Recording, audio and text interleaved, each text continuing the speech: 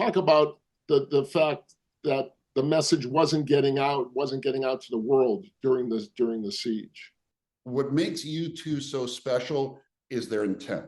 You know, and I've shared this a number of times, but from my experience in getting to know them first as a young man, listening to their music, and then, you know, now through this great experience of being able to work with them, is they are a condition of their environment. They grew up in Ireland under very difficult time, and that made them activists. And their music is a music of activism, like Bob Dylan was, or Sam Cooke, or, you know, you can kind of go on down the list, or Bob Marley.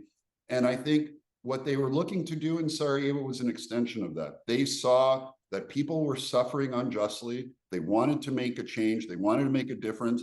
And, you know, what very few people are willing to do is take on the personal and professional jeopardy that comes along with that.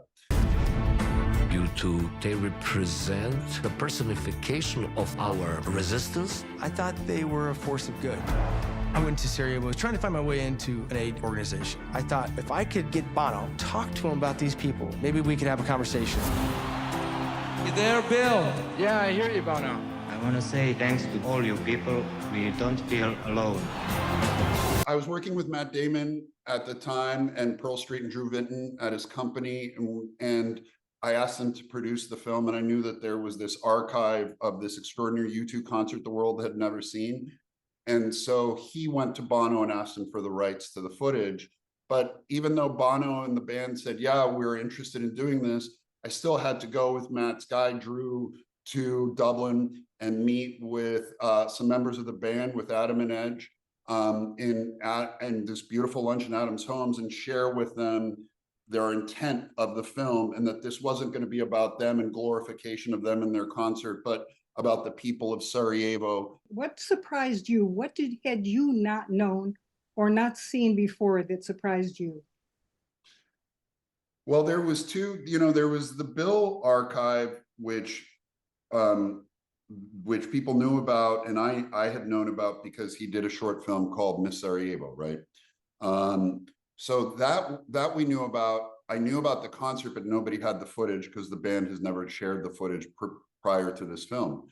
What I discovered that really surprised me was that there was a number of cinematographers who were living in Sarajevo, an Italian, a Swedish woman, who were shooting life under siege. And when I discovered that footage, that became like, there's this extraordinary shots of Ines Sichter in the beginning of the film where he's running with two shopping bags, and it's like this panning shot, and a car drives by and you hear the haunting sounds of the city.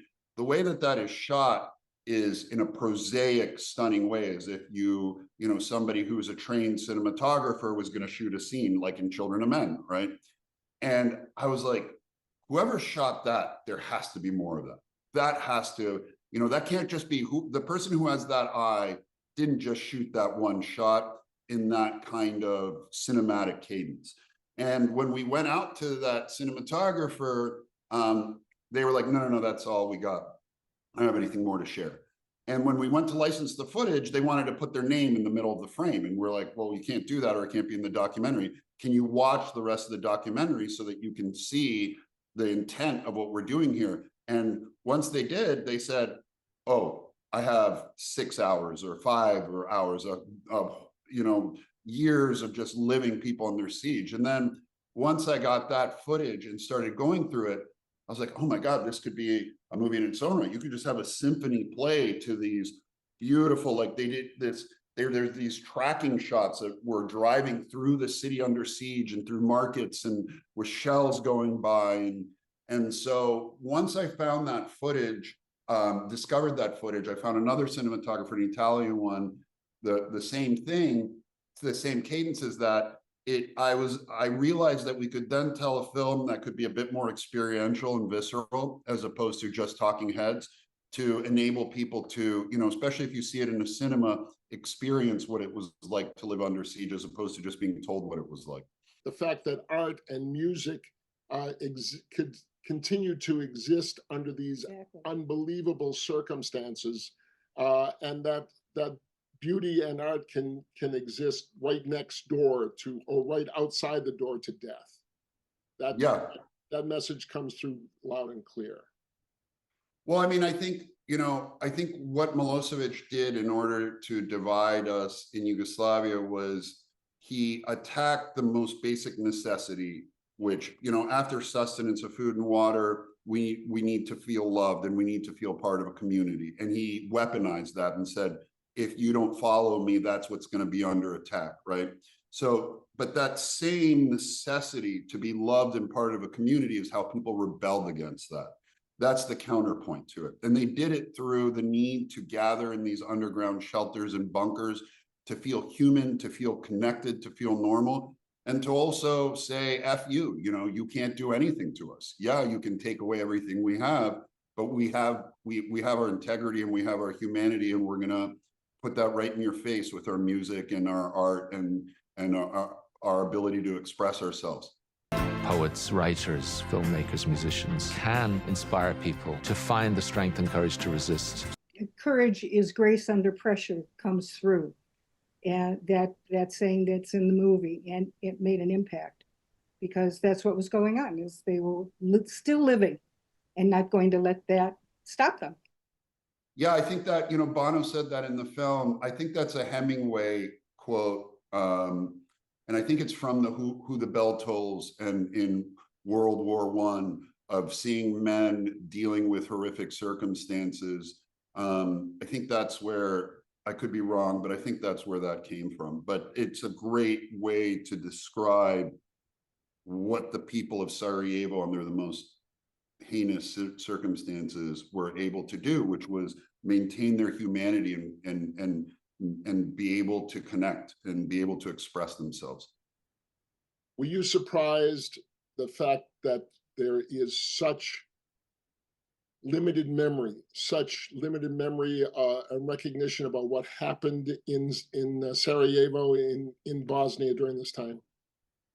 I'm not. I mean, I kind of just have the philosophical belief that we have, as a species, short-term emotional memory in order to survive. I think we want to bury things, and I think it's essential to be reminded of things so that history doesn't repeat itself as it is now.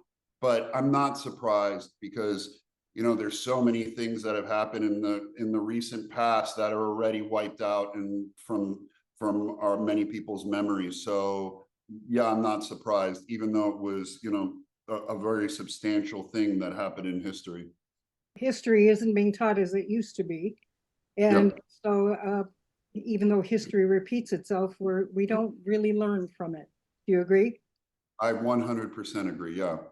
Yeah. I mean, the film, the polarization in the United States and around the world is what, inspired me to want to share this story, because I feel people lack the imagination of how bad things can go when we're so divided. And, what happened in my country was a way to address that, and let people know, look, this can go a lot worse than where we are now if we don't begin communicating with each other.